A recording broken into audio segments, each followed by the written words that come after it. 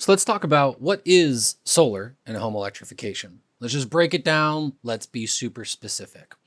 So what I'm talking about is how your home produces, stores, manages, and uses energy.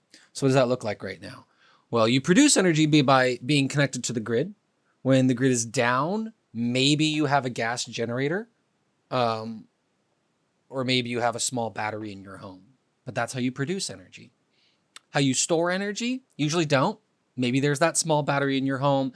Maybe you have a tank of fuel for the gas generator. Maybe you have piped in natural gas straight into the generator. Um, so you're not necessarily storing a lot of energy. You're storing maybe fuel, or you have access to a fuel line for your generator. Then as far as managing energy, you're not really managing your energy. There's no presets. You manually turn on your dishwasher. You manually plug in your electric vehicle if you have one.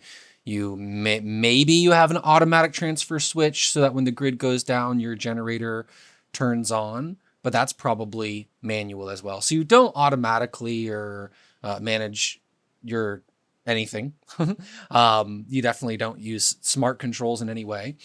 Um, yeah, you're not doing much energy management at all. Maybe the most amount of energy management is via your HVAC system. In this condition, do this. In this condition, do that. Maybe there's some amount there, but you're not really.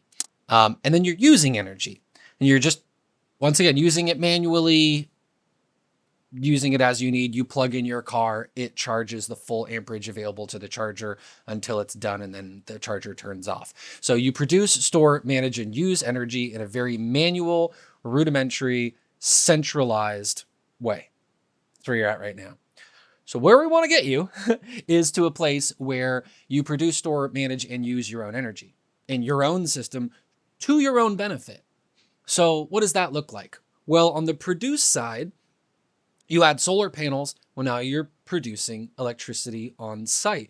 Sure, it could be micro hydro, it could be micro wind, it could be a bicycle that you've hooked up. But most likely, you're producing energy. Your next potential is solar panels. Then for storing energy, if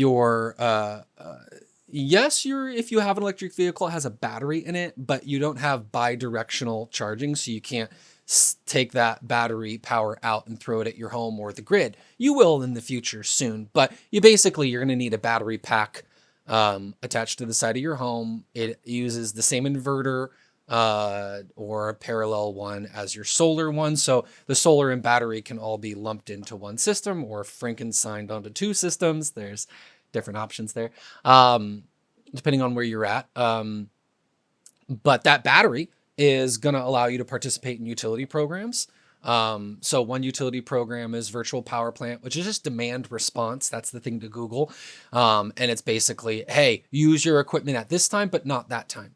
And that's what the battery can do, is not use the grid power at a certain time because you're using your battery powered up at another time, or you're actually draining your battery. And then there's also time of use rate schedule, which is where you time the usage.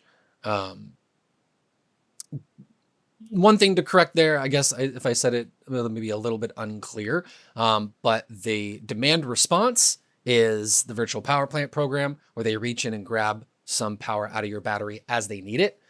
They'll give you an incentive to do that. Time of use is just saying when you use power and when you empty your battery onto the grid, that'll have certain high compensation rates and then low compensation rates. So for example, if everyone is cooking dinner and the utility wants less power at that time, they'll say, yeah, give us some of that battery power. So it's more of like the utility keeping the grid on. But then when the grid goes down, even if you're in one of those VPP programs, they've still left some power in your battery, and the solar can put power in your battery.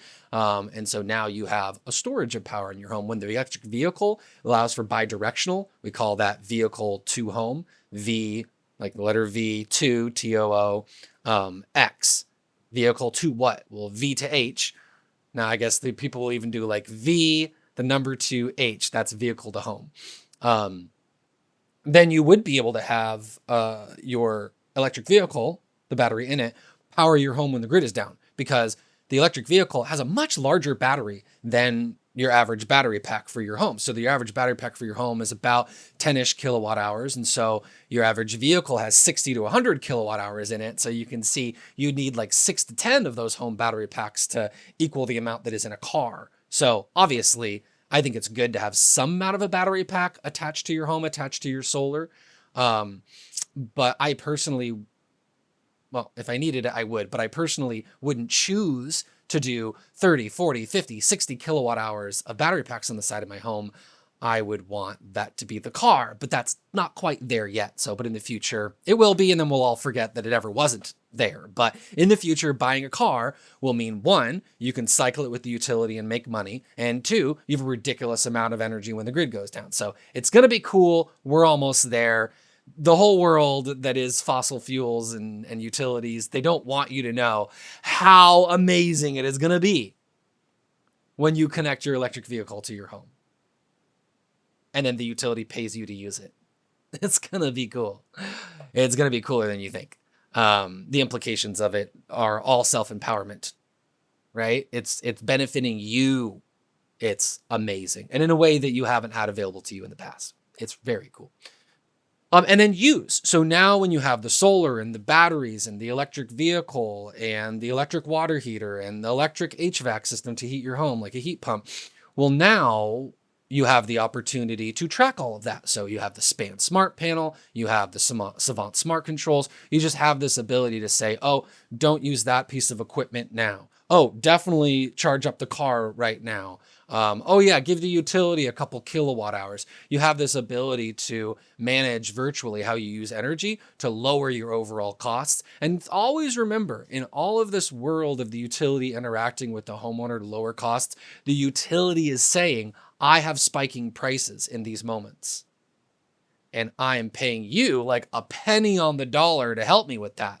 So the utilities, when they roll out these programs, don't think they're being benevolent with you in any way. They're not. They're actually making money off this program.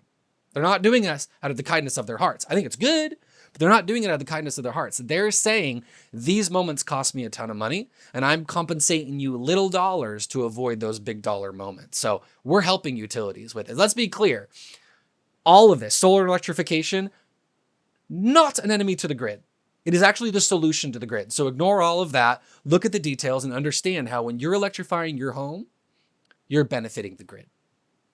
Now, if you just load your home up with a whole bunch of electrical equipment and require 2 services and all this money, sure, that's not benefiting the grid, but that's what I can help with, is produce, store, manage, and use energy in a new way to the most savings and to the most features available to you. So that's what I'm going to help with. We're going to change how you produce, store, manage, and use energy in an intelligent way. And you can see that I have like a ton of excitement around this, and I love talking about it.